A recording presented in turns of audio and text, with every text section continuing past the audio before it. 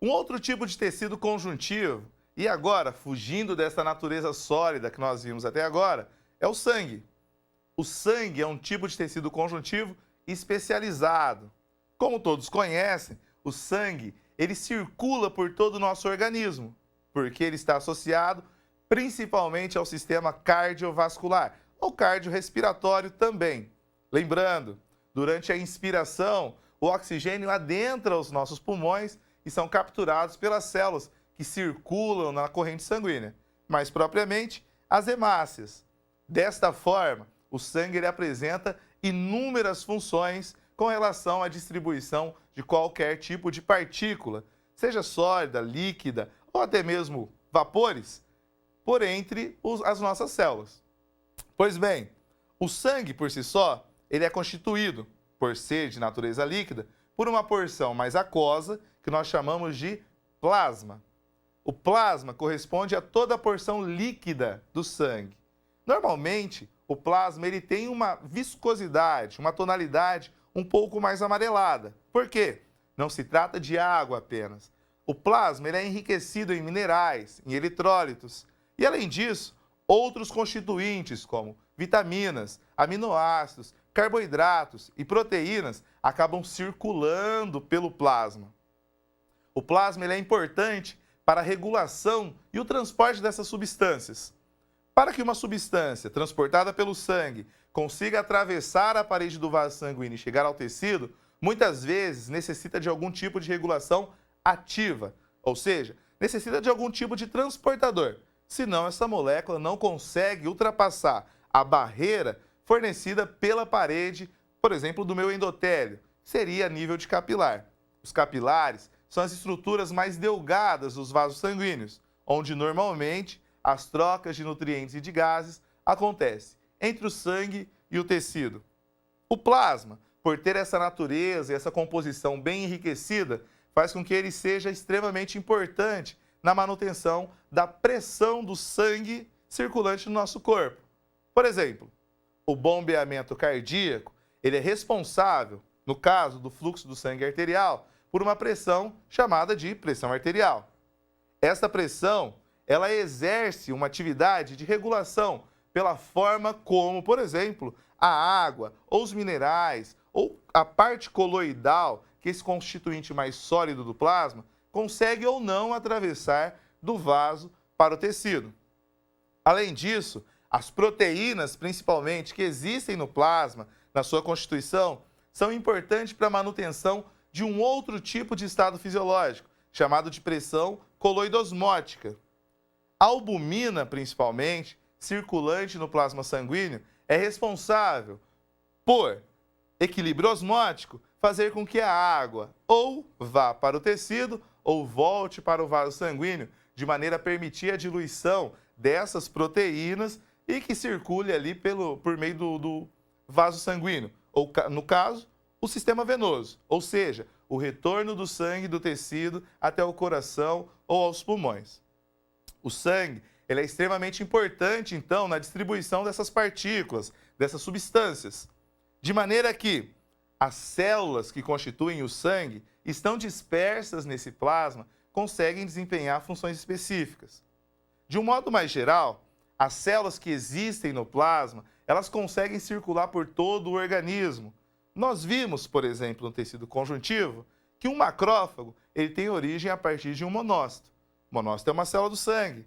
Esse monócito consegue atravessar a parede do vaso e chegar no seu tecido conjuntivo, seja por alguma atividade, por alguma necessidade daquele tecido, ou mesmo por um estado fisiológico normal, por causa de migração de célula do vaso para o sangue.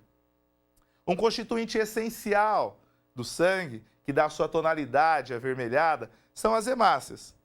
As hemácias, elas são caracterizadas morfologicamente como células anucleadas. Desta forma, as hemácias não possuem material genético ativo ou, por exemplo, podem ser capazes de fazer uma transcrição, uma tradução e continuarem produzindo proteínas constantemente. Isso devido à ausência de núcleo nessa célula final. Mas vale lembrar que a hemácia produzida na medula óssea, ela é uma célula nucleada.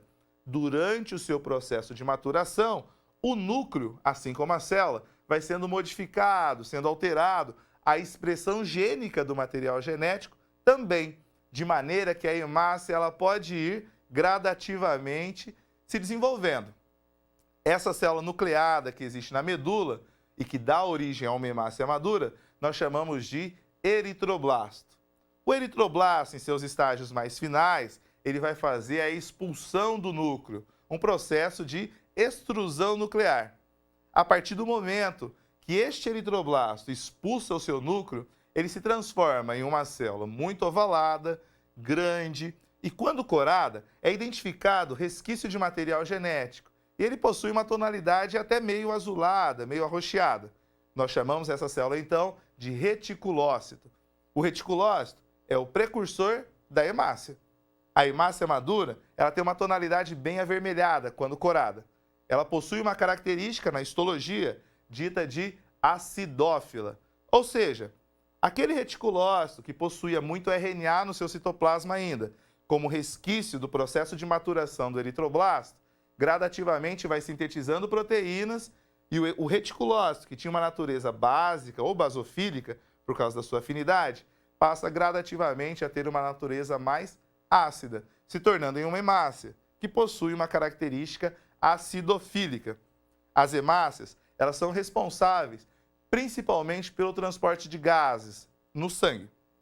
Por exemplo, durante a passagem pelos pulmões, as hemácias elas capturam o oxigênio, que é inspirado por meio da respiração, e transporta esse oxigênio para todos os tecidos do meu corpo.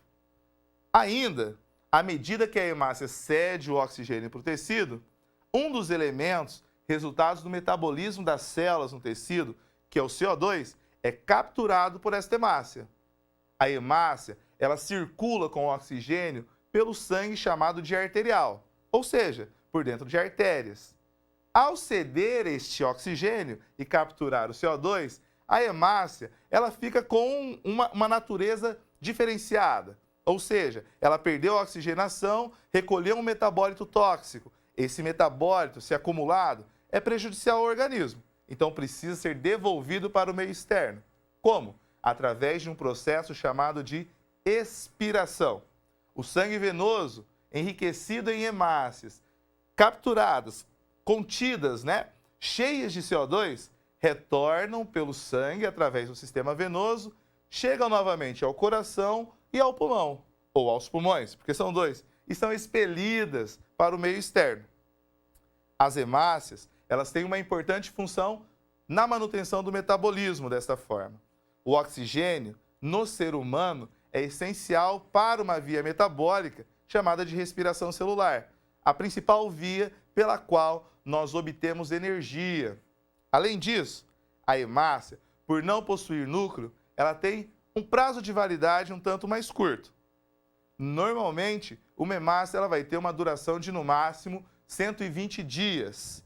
Isso porque, à medida que essa hemácia vai circulando pelo organismo, capturando oxigênio, cedendo oxigênio, capturando CO2 e devolvendo CO2 para o meio externo, ela vai se degenerando, sofrendo algumas alterações, principalmente citoplasmática, de configuração morfológica, e essa hemácia começa a ficar envelhecida. Uma hemácia velha, que dura aproximadamente 120 dias, como dito, ela vai ser destruída por um órgão chamado de baço. O baço ele é responsável por um processo denominado de hemocaterese, que é o processo fisiológico normal de destruição das hemácias. Um outro elemento que constitui o que nós chamamos de elementos figurados do sangue, ou seja, a parte sólida que está dispersa no plasma, são as plaquetas. As plaquetas, na verdade, elas são resquícios de citoplasma de uma célula alojada na medula óssea chamada de megacariócito. O megacariócito, normalmente, ele abraça os vasos sanguíneos da medula. O fluxo sanguíneo que existe naquela região, de certa forma, ajuda a remover porções citoplasmáticas e esses pedaços de citoplasma caem na corrente sanguínea, o que nós chamamos de sangue periférico. Esses pedaços de citoplasma, eles precisam ainda ser ativados, passar por algumas modificações e se transformarem efetivamente em plaquetas, também conhecidos como trombócitos. As plaquetas ou trombócitos são responsáveis pelo processo de coagulação, junto com outras proteínas existentes no plasma, chamadas de fatores de coagulação.